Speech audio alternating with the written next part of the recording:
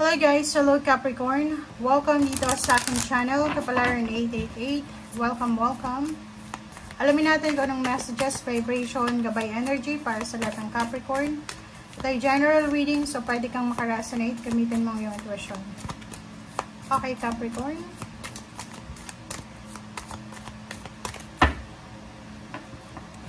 Okay, self-forgiveness.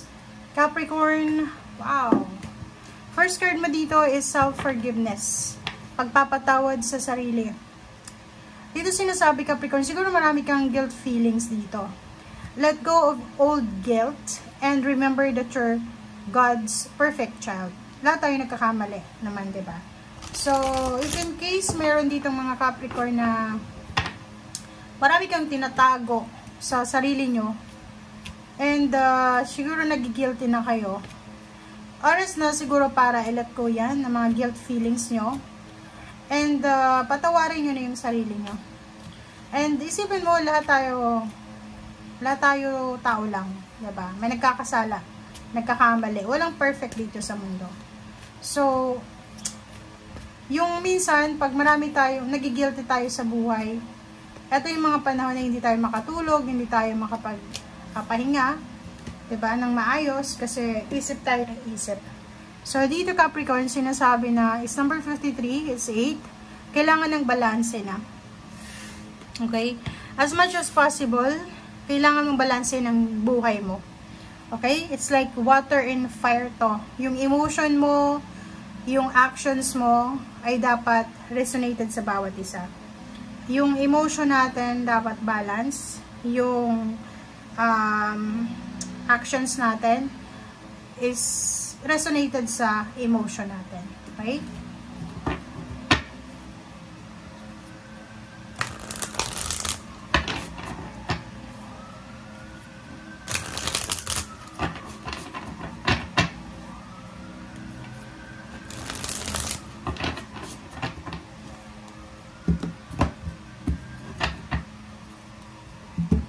Okay, Capricorn is Four of Swords. Sinasabi sir dito na meditate, contemplate, rejuvenate, take a rest.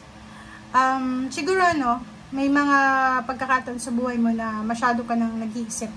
Overthinking, overanalyzing, hindi ka makatulog sa gabi. Yan ngayon sinasabi sir ng Magician in the Mirror, water and fire. Kailangan mo ng peace of mind, harmonious na buhay. So, patawarin yung dapat patawarin, sarili, ibang tao. Kung ikaw naman ay may kasalanan, pwede kang humingi ng tawad. Okay?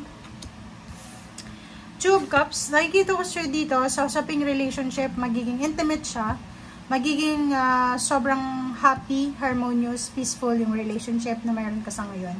And if wala ka pa naman na relationship, huwag kang magmadali. Okay? Huwag kang magmadali.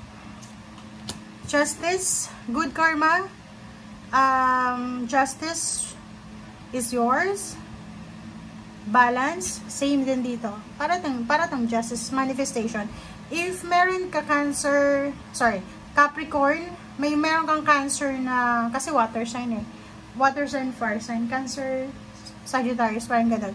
If may issue ka sa Cancer and Sagittarius, sinasabi dyan sa'yo Capricorn na kailangan mong isettle to as soon as possible.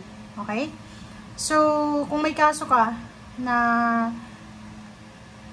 involved yung Cancer in Sagittarius, kailangan mong ayusin ito as soon as possible. And justice, contract signing, paperwork, documents.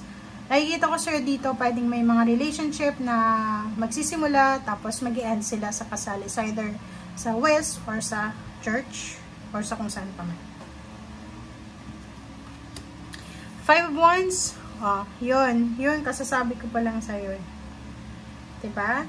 So, kung makikita mo dito may Five of Wands, Cancer, if meron ka na kaaway, na for example, Cancer and Sagittarius, or any water sign, Pisces, Scorpio, Cancer, fire sign, Leo, Aries, Sagittarius, sila yung mga tao na possible dito na pwede mong makasagutan.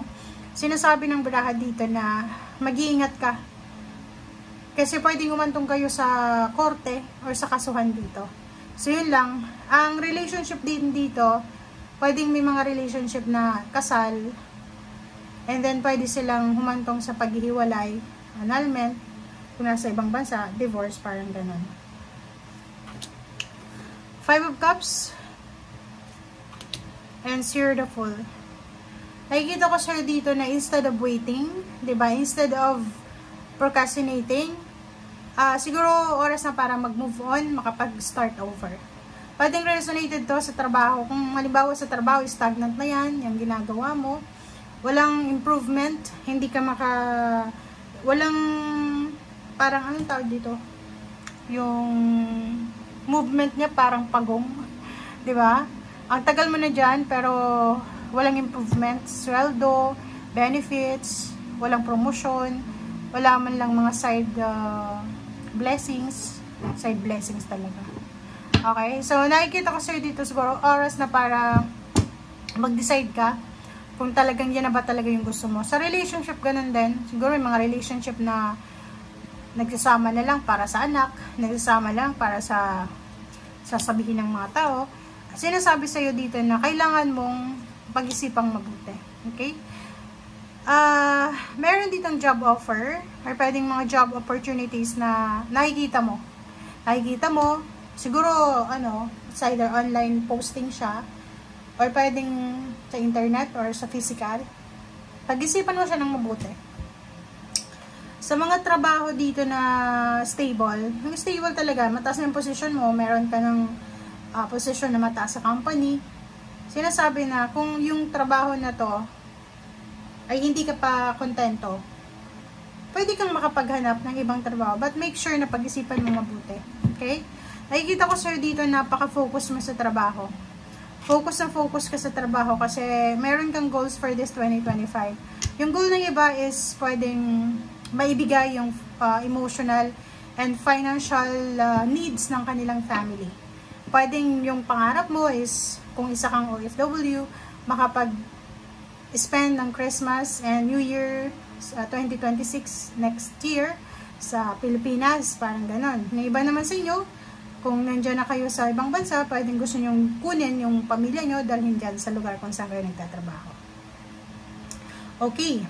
So, nakikita ko sa'yo dito, ano man tong ginagawa mo sa ngayon, isipin mo na maraming possibilities pa para mag-improve yung buhay mo.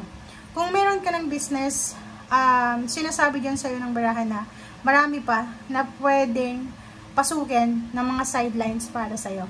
Kaya mga sidelines or mga other job offer, parang gano'n. So, Queen of Pentacles, nakikita ko na malapit na mahawakan mo to, na lump sum of money, na stability, financial, emotional stability na to, na minamanifest mo. Okay? Thank you guys. Bye!